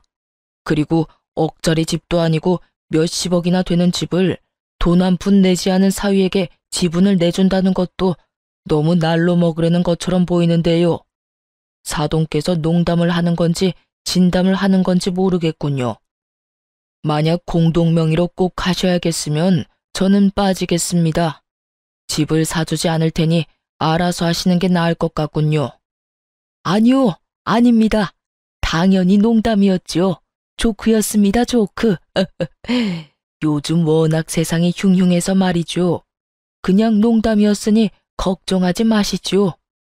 정말로 농담이었다는 듯 웃으며 이야기하는 시부를 보며 아버지는 묵묵히 그 자리에서 식사만 했어요. 마음에 안 들어하는 모습이 역력했죠. 저는 시부모 때문에 이 상견례를 망쳐버렸다고 생각했어요. 결혼을 못할지도 모르겠다는 생각도 들었죠. 남편도 당황한 기색이 가득했고 저는 시부모 때문에 우리 결혼이 틀어질까봐 밥도 제대로 삼키지를 못했어요. 그렇게 간간히 시모와 저희 친정엄마의 대화만 오가던 상견례가 끝이 났어요. 저는 저희 부모님을 호텔에 모셔드리러 나왔고 남편은 남편대로 시댁 식구들을 집에 데려다 주러 갔어요. 저희 가족만 남았을 때 아버지가 그러더군요. 딸, 사위 될 남자 괜찮은 거 맞냐? 저런 생각 없는 인간들 밑에서 제대로 된 아들이 나올 리는 없는데 참 이상하네. 내가 저번에 봤을 때 사위는 참 겸손하고 순수해 보이던데 부모들은 왜 저렇게 무례하지? 나도 저번에 시댁에 인사드리러 갔을 때는 저 정도가 아니었어요. 상견례라고 힘 좀 주셨나? 근데 아빠, 집을 사준다니 그거 엄마랑 이야기된 거 맞아요? 옆에 있던 친정엄마는 고개를 절레절레 저었어요. 아버지가 그 자리에서 즉흥적으로 한 말이라는 거였죠. 서울 집값 장난 아니에요. 아버지 가지고 있는 건물까지 팔아야 할 텐데. 딸, 사람이 죽으면 가지고 가지도 못하는 게 재산이다. 너 그런 집에서 돈도 없이 들어가면 얼마나 구박받겠냐? 딱 봐도 인상 좋은 사람들은 아니잖아. 그러니까 초반에 저 기세를 꽉 눌러야 해. 그나마 이 아비가 뼈 빠지게 벌어놓은 돈이 있으니 그걸로 크게 한 대 후려치고 시작하는 거지. 그렇다고 해서 그 큰 돈을... 그것보다 더 중요한 게 있어. 너 절대로 네 남편한테 공동명의 해주지 마라. 네 남편이 괜찮은 사람이라고 해서 저 사돈들이 괜찮은 사람인 건 아니잖아. 아까 돈 한 푼 안 낼 거면서 공동명의 이야기하는 거 봤냐? 농담이라고는 했지만 농담은 아니었을걸? 내가 신혼집 해주겠다는 말 듣고 호구라고 생각했을지도 모르지.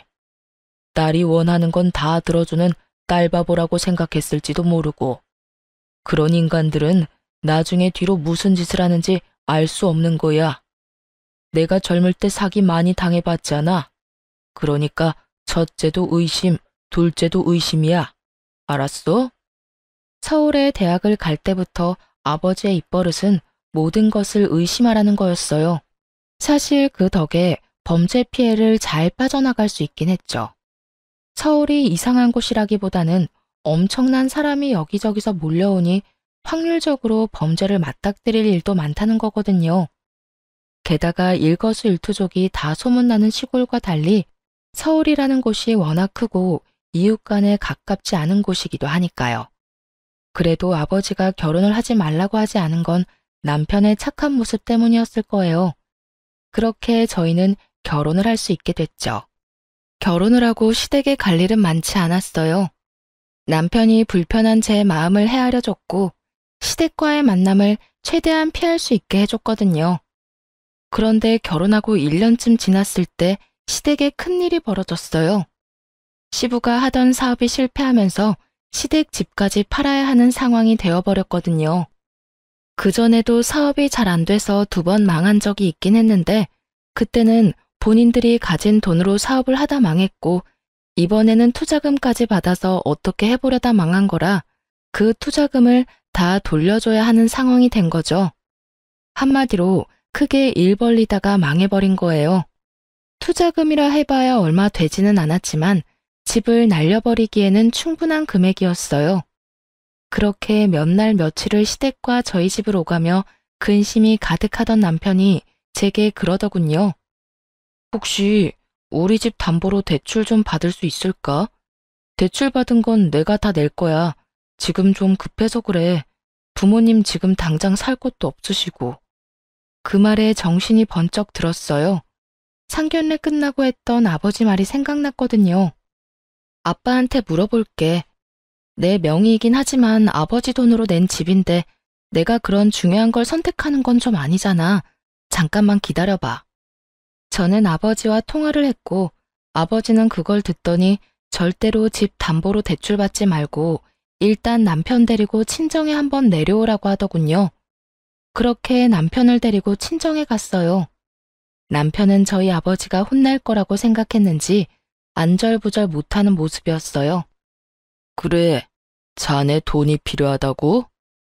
네, 저희 부모님 사업이 망해서 지금 당장 집 얻을 돈도 없어서요. 집을 담보로 대출을 받으려고 하는데 장인어른 허락을 받아야 한다고 해서. 자네 집 살 때 쓰려던 5천만 원은 어쩌고? 그걸로 부모님 집 얻어드리면 되지 않나? 그게 사업 망하고 빚쟁이들이 밀려오는 바람에 제 돈까지 부모님이 빌려가셨어요. 저는 지끈거리는 머리를 손바닥으로 감쌌어요. 이 시부모들이 남편이 모아놓은 돈까지 싸그리 끌어당겼었던 거예요. 남편은 저에게 말도 없이 그 돈을 시댁에 홀라당 줘버렸고요.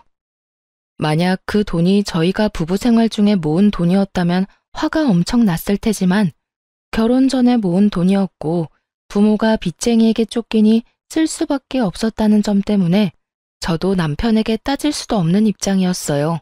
다만 걱정이었죠. 이러다가 우리 집까지 그 불똥이 튈까봐 말이죠. 그렇군. 그러면 내가 1억을 빌려주겠네. 대신 차용증은 써야 하는데 괜찮은가? 네, 괜찮습니다. 빌려만 주시면 제가 매달 잘 갚겠습니다.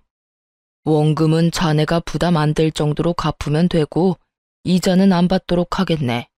대신 조건이 좀 까다로운데 잘 읽어보고 결정하게.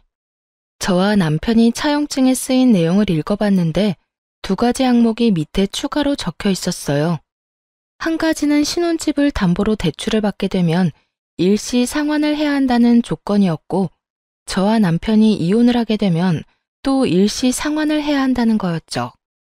아무래도 내가 임대업 하면서 사기를 하도 많이 당해서 이런 계약서나 차용증은 좀 꼼꼼하게 쓰는 편이네. 어떻게든 허점을 이용해서 빠져나가려는 사람이 많거든. 그렇군요. 저는 괜찮습니다, 장인어른. 저희가 이제 막 결혼했는데 헤어질 일도 없고 신혼집도 아내 명의이니 아내 허락 없이는 어떻게 하지도 못합니다. 매달 원금만 조금씩 갚아도 되는 조건이면 다른 어떤 곳에서 빌리는 것보다 훨씬 좋은 조건인데요. 저희 상황 생각해 주셔서 이렇게 빌려주시는 거 너무 감사합니다. 남편은 호언장담을 하며 도장을 꾹 찍더군요. 결혼한 지 1년밖에 안 됐으니 어찌 보면 당연한 거였죠. 저도 이혼할 생각은 없었으니까요. 그래서 아버지가 남편을 도와주려 하는 것에 감사했어요. 꼼꼼하게 써놓은 항목들도 저희가 지키기 쉬운 것들로 넣어준 거라고 생각했어요. 남편은 그 돈을 가지고 시부에게 바로 집을 하나 얻어줬습니다. 1억에 대출까지 껴서 겨우 전셋집을 얻을 수 있었어요. 어머니, 아버지, 장인어른께서 무이자로 돈을 안 빌려주셨으면 진짜 이 집도 못 구할 뻔했어요. 다음에 선물 사들고 찾아뵙기로 했어요. 이 사람한테도 더 잘해야겠다 싶고요. 남편이 그 말을 하며 저를 바라보며 싱긋 웃었어요. 저도 그런 남편을 향해 웃어 보였어요. 아버지의 호의 덕분에 급한 불을 끄게 됐으니 저도 마음이 좀 홀가분했거든요. 그런데 그런 제 마음에 시모가 찬물을 탁 끼얹더군요. 그래? 1억이 뭐 큰 돈은 아니지. 그리고 그 돈 빌려준 게 사돈 어른이지 며느리는 아니지 않니? 얘한테 잘해줄 건 뭐야? 너 돈 때문에 잡혀 살면 안 된다. 도와줄만 하니까 도와준 거야. 너 보고 도와준 걸 며느리 덕으로 돌리는 것도 이상하고. 그리고 며느라가, 너도 네 아버지 돈으로 우리한테 생색낼 생각은 하지 마라. 그 돈이 네 돈은 아니잖니? 나는 며느리 눈치 보며 살 생각은 없어. 어차피 그 돈도 그냥 준 게 아니라 빌려준 거고 원금 꼬박꼬박 갚을 건데 우리가 너희 가족한테 굽실거리는 것도 이상하잖아. 그치? 시모의 말에 저는 입을 다물지 못했어요. 참, 사람 도와주고 이런 식으로 취급받을 줄이야. 그런데 그 뒤가 더 문제였어요. 그리고 이번에 김장해야 하는데 우리는 이사 때문에 힘들 것 같으니 너 혼자 김장 좀 해서 김치 보내거라. 나는 가게에서 파는 김치는 맛이 없어서 못 먹거든. 그리고 젓갈 많이 들어간 것도 못 먹으니까 참고하고. 아, 그래도 한 30포기는 넘게 해야 할 거야. 우리 집에 10포기, 너희 10포기, 할머니네 10포기. 다 되면 집으로 갖다 줘. 알겠니? 그 이야기를 듣는데 완전 골이 띵하더군요. 같이 하자고 했으면 이 정도로 열받지는 않았을 겁니다. 저희 집도 시골에서 김장 엄청 많이 하거든요. 그런데 그걸 혼자서 하는 건 절대 아니었어요. 김치를 가져갈 사람들은 다들 모여서 함께 하는 거였으니까요. 그런데 저더러 혼자 30포기를 하라니 저는 알겠다고 말하고 김장은 8포기만 했어요. 저희 먹을 것만 해서 김치 냉장고에 넣어두고 시댁과 시조모댁에 보낼 김치는 인터넷으로 주문했어요. 그리고 2분 주소를 남편에게 알아내서 김치를 보내드렸죠. 이틀 뒤에 시모에게서 전화가 왔습니다. 야, 너 이게 뭐 하는 짓이야? 김치를 사서 보내? 내가 김장김치해서 보내라고 했지 사서 보내라고 했니? 어머님, 죄송한데 저 혼자 30포기는 못해요. 그래서 사서 보내드렸는데 문제라도 있으신가요? 입맛에 안 맞으면 반품하시고 다른 거 사시면 될 것 같은데요.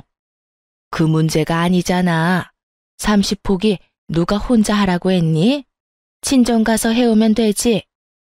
지금 시댁김치를 친정에서 해서 가지고 오라는 말씀이신가요? 그래. 너 혼자 못하겠으면 그렇게 하면 되지. 내가 분명히 말했지. 나는 시중에 파는 김치는 못 먹어.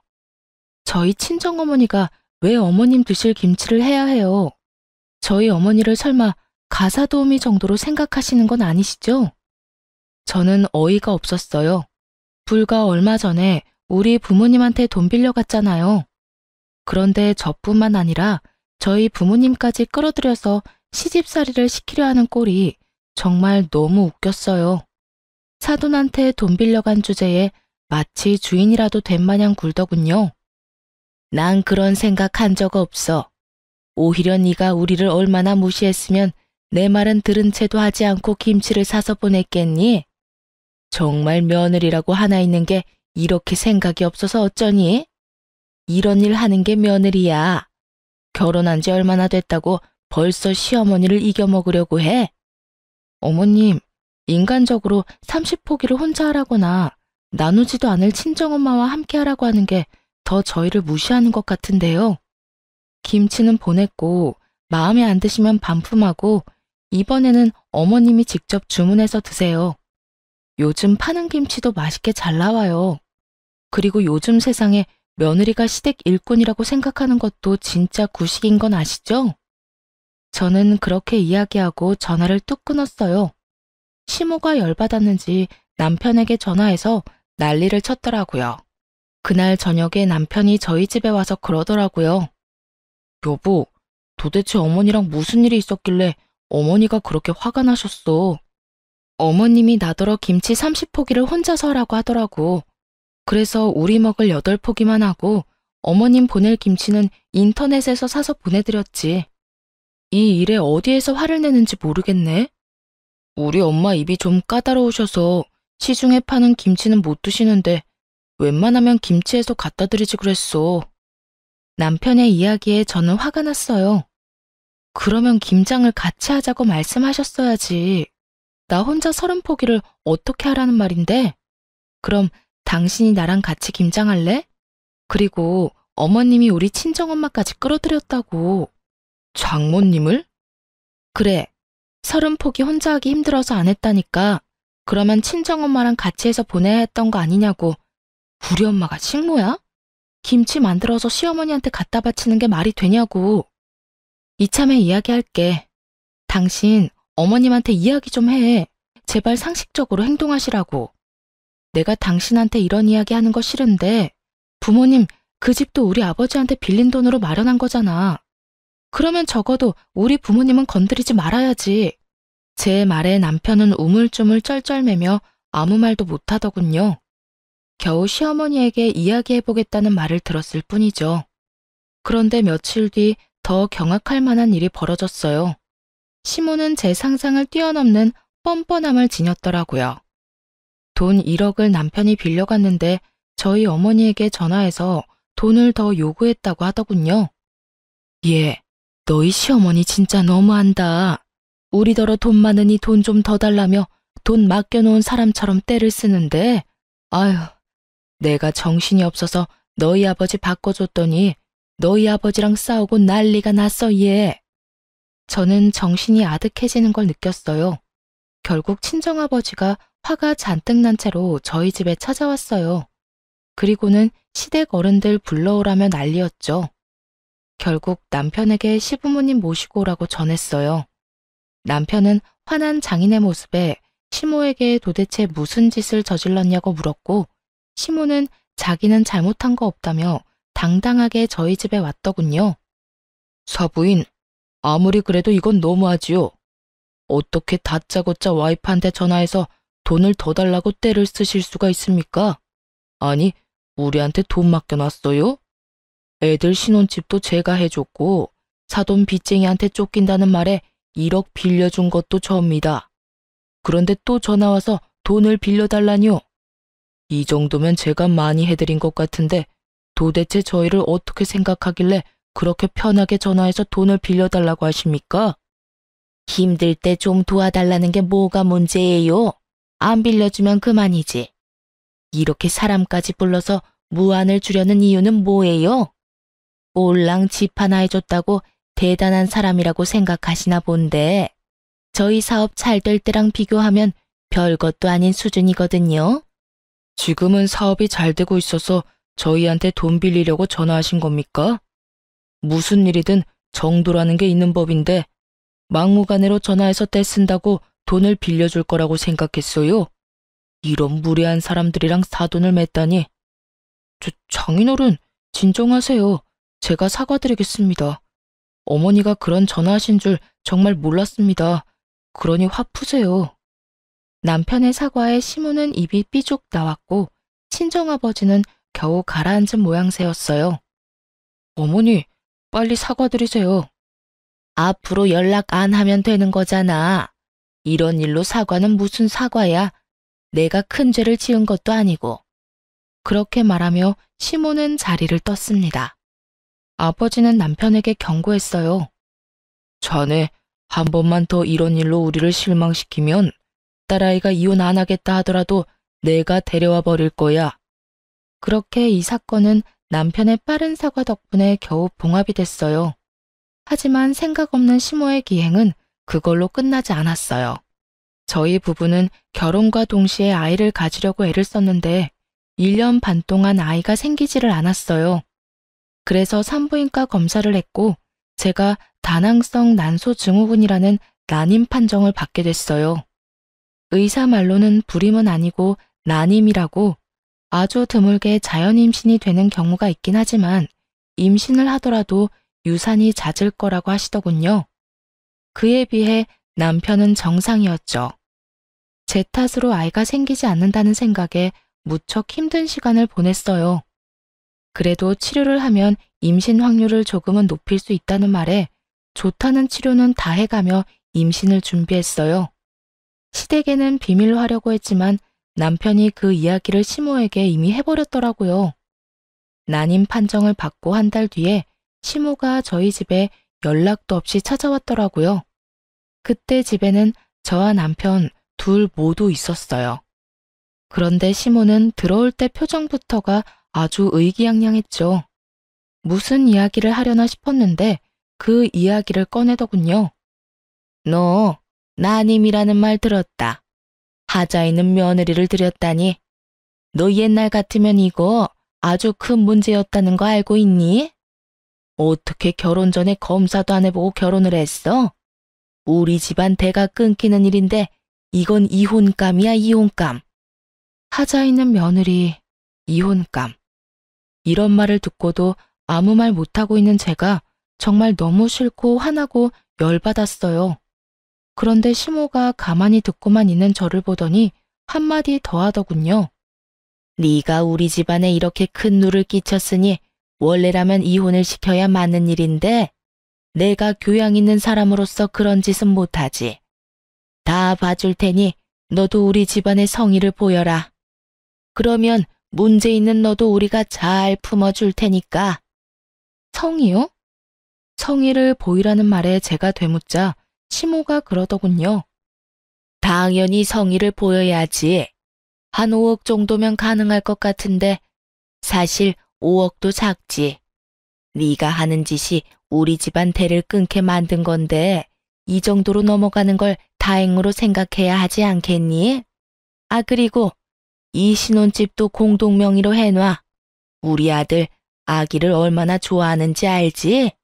그런 애가 평생 애 없이 살아야 하는데 당연히 그 정도는 해줘야 하지 않겠어? 이 엄청난 요구에 저는 그저 헛웃음만 나왔어요. 제가 악몽을 꾸고 있는 건 아닐까 착각할 정도였으니까요. 어머님, 제가 그 성의를 안 보여주면 어떻게 되는 건가요? 당연히 이혼이지. 너 대를 잊지 못하는 게 얼마나 큰 건지 몰라서 그래?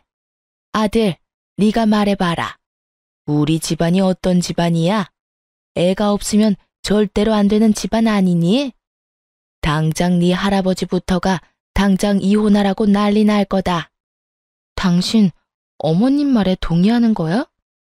저는 허수아비처럼 서 있던 남편에게 물어봤어요. 어? 시모의 눈치를 보던 남편이 한참 망설이다 한마디 했어요. 나도 그렇게 생각해. 형제가 있는 것도 아니고 남자는 나뿐인데. 게다가 나는 엄마 말처럼 애 좋아하고 애가 있었으면 좋겠거든. 들었지? 이거 봐. 네 남편조차도 그렇게 생각하잖니. 그래서 이혼하자는 말이야? 그건 아니고 엄마 말대로 해주면 그냥 살아도 되고. 정말 복장 터진다는 말이 무슨 말인지 그제야 알겠더군요. 답답해서 돌아버리겠더라고요. 이 사람이 이렇게까지 우유부단했나 싶은 생각과 도대체 시모가 어떻게 사람을 구워 삶아서 이런 말을 하는 걸까 궁금할 정도였죠. 그래, 이혼이 웬 말이니? 그냥 성의만 보여주면 넘어가 준다니까. 딱 봐도 임신이 되고 안 되고가 문제인 게 아니었어요. 저 성이라는 말로 포장된 돈이 갖고 싶을 뿐인 거였죠. 그런데 정말 열받는 건 시모의 그런 얄팍한 생각에 남편 놈도 동의를 하고 있다는 거였어요. 애가 좋아서 저와 이혼을 하고 다른 여자를 만나고 싶었다면 그냥 이혼을 하면 되는 일이었죠. 그런데 그런 말을 하면서 이혼은 안 하고 그냥 살자니 돈 때문인 게 너무 티가 나잖아요. 남편의 그 모습이 저에게는 정말로 의외였어요. 여태껏 워낙 착한 모습을 보여왔으니까. 남편이 변한 건지 남편이 시모에게 가스라이팅을 당한 건지 감이 오지 않더군요. 시모에게는 원래부터 좋은 감정이 없었지만 남편에게는 처음으로 분노와 배신감을 느끼게 됐어요. 그리고 이쯤 되니 그냥 다 포기해버리고 싶었어요. 이혼한다 해도 저한테 불리할 건 전혀 없으니까요. 그냥 이혼할게요. 당신도 애가 가지고 싶다며. 그러면 나랑 이혼하고 다른 여자 만나. 저의 이혼 선언에 시모가 깜짝 놀라더군요. 너 정말 이혼할 거야? 이혼하면 너한테 불리한 거 알고 있니? 너 임신 안 되는 것도 이혼 사유다. 그리고 재산 분할 같은 것도 똑바로 해야 하고 위자료도 내라면 확실하게 내야 하는 거 알지? 그리고 이혼도 네가 먼저 이야기한 거니까. 불리하든 말든 이혼하자고요. 그거 원하시는 거 아니었어요? 애도 못 낳는데 뭐하러 같이 살아요? 지금 보니까 저 남자 나한테 마음이라고는 한 조각도 안 남은 빈 껍데기처럼 보이는데 원하시는 대로 하세요. 5억의 공동명의? 어디서 날로 먹으려고? 일단 지금 당장 둘 다 이 집에서 나가세요. 여기 내 집이니까. 당신도 나랑 이혼하고 싶다고 했으니 이 집에서 나가고. 그렇게 두 사람을 내쫓고는 이혼 소송을 진행했어요. 아버지는 오히려 잘 됐다며 이혼 판결만 나면 빌려준 돈 싹 다 가져오자며 아주 벼르고 계셨어요. 위자료도 다 뜯어내자고 말이죠. 남의 딸 눈에 눈물 나게 만들면 제 자식 눈에도 피눈물 나는 거 알아야 한다면서 아주 이를 갈고 계시더라고요. 그런데 이혼 소송이 진행될수록 뭔가 자기들이 생각한 것이 아니라고 생각했나 봅니다. 시모가 저희 친정어머니에게 전화를 했다고 하더라고요. 제가 시모 전화번호를 스팸 처리해 놓은 바람에 생긴 일이었죠. 제가 연락도 안 되고 얼굴도 못 보니 결국 저희 친정엄마에게 전화해서는 며느리한테 잘 좀 이야기해 주라고 이혼 없던 일로 하면 안 되냐고 전해달라고 했다는 거예요. 정말 뻔뻔하기가 대단한 사람들이야. 내 딸 가슴에 대못을 박아놓고 뭐? 내가 진짜 얼굴이 앞에 있었으면 머리끄댕이를 잡아당겨서 머리털을 다 뽑아놨을 거야. 저것들이 아직 제정신을 못 차렸어. 이제 와서 보니까 자기들한테 전혀 유리한 조건의 이혼이 아니었다는 걸 알아챈 거지. 보통은 이혼하기 전에 다 알아보는 거 아니야?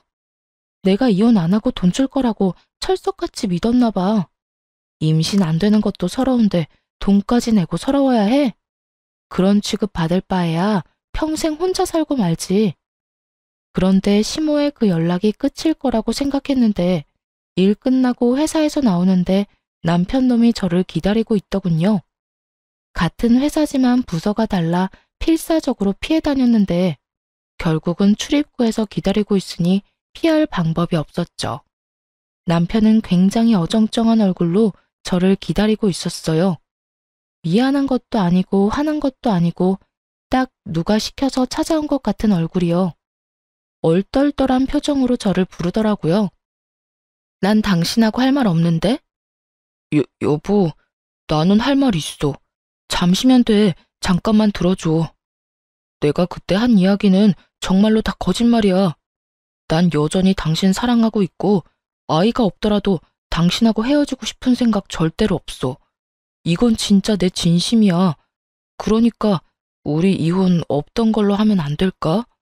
당신 없으니까 너무 허전하고 힘들어. 웃기고 앉아있네. 당신 그거 전혀 진심으로 안 들려. 그런 말 하고 싶었으면 내가 어머님한테 그런 취급 받았을 때 했어야지. 이혼 이야기 나오기 전에 했었어야 맞는 거지. 그랬으면 난 당신 하나 바라보면서 혼인관계 유지했을 거야. 그런데 너 뭐라 그랬냐? 그때 진짜 얼토당토 않은 말도 안 되는 말 짓거렸지? 미친놈. 오늘 이렇게 찾아와서 이야기하는 것도 그래. 딱 보니 답 나오네. 어머님이 그렇게 말하라고 시켰지? 제 말에 남편놈이 아무 말 못하고 고개를 숙여 제 눈을 피하더군요. 침묵은 긍정이라는 말이 있죠. 아무 말 못하는 남편놈을 보니 감이 오더라고요. 저는 남편을 앞에 두고 시모에게 전화를 걸었어요. 어머님, 아들 반품한 거 취소 안 할 거예요. 반품하라고 한 것도 어머님이면서 왜 다시 돌려주려고 하세요? 그러지 마세요. 이미 애착 같은 거 없어요. 이혼소송 불리하게 진행되는 것 같아서 속상하신 건 알겠는데 그러게 왜 처음부터 알아보지도 않고 일을 진행해서 이렇게 후회할 짓을 만들었어요? 어쨌든 이런 식으로 저희 부모님한테 연락하거나 이 인간 이용해서 이혼 번복하려고 하지 마세요. 저는 이혼 꼭 할 거니까요. 며느라가, 아가, 내 말 좀 들어봐라. 나는 당연히 결혼을 했으니 재산 분할이 조금이라도 될 줄 알았어. 그런데 혼인 기간이 짧으면 그게 인정이 안 될 가능성이 높다네. 그리고 나는 차용증에 대해서 제대로 몰랐지 않니? 그런 항목이 있었으면 절대로 이혼 이야기도 안 꺼냈을 거야. 이혼하면 빌린 돈을 무조건 갚아야 한다는 조건이라니 너무하지 않니? 아무리 그래도 우리 사정도 봐줘야지. 어떻게 지금 당장 1억을 어디서 구해?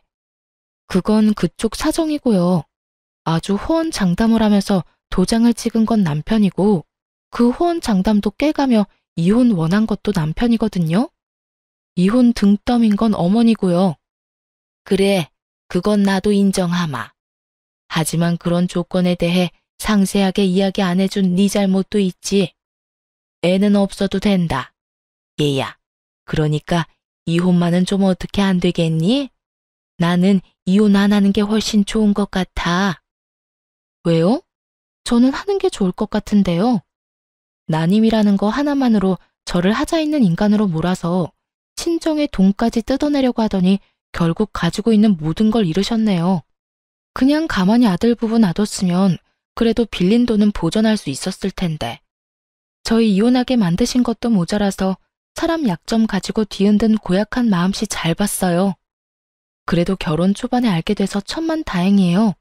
잘못했으면 저도 못 빠져나올 뻔했으니까요. 앞으로 연락하지 마세요. 연락하면 스토커로 신고할 거예요. 그리고 이 인간 시켜서 말 전하게 하지도 말고요. 저 이미 이 사람한테 정 다 떨어졌어요. 그렇게 말하고 전화를 끊자 남편놈은 더욱더 고개가 아래로 파고들더군요. 이 인간이 이 정도로 마마 보일 줄은 결혼할 때만 해도 몰랐어요. 그냥 남 생각 잘하는 착한 사람이라고 생각했는데 제가 깜빡 속았던 거예요. 앞으로 이런 일로 내 앞에 얼굴 보이지 마. 재수 없으니까. 내가 이런 말 했다고 화낼 건 아니지? 너 딱 재수없게 행동했잖아. 애가 가지고 싶어서 이혼을 하고 싶어? 입에 침이라도 바르고 거짓말을 해. 부모 말 그대로 전달하는 앵무새 같은 인간아. 너 같은 마마보이하고 결혼한 게 내 인생의 유일한 오점이야. 그렇게 쏘아붙이고 뒤도 돌아보지 않고 남편을 내버려 두고 나왔어요. 그리고 이혼 판결 나고 저는 직장 지인들에게 이혼 사실을 알렸어요. 결국 난임을 이유로 이혼까지 요구했다는 게 소문나기 시작하면서 남편의 회사 내 입지도 확 줄어들어 버렸죠. 평판까지 나빠지게 됐고요.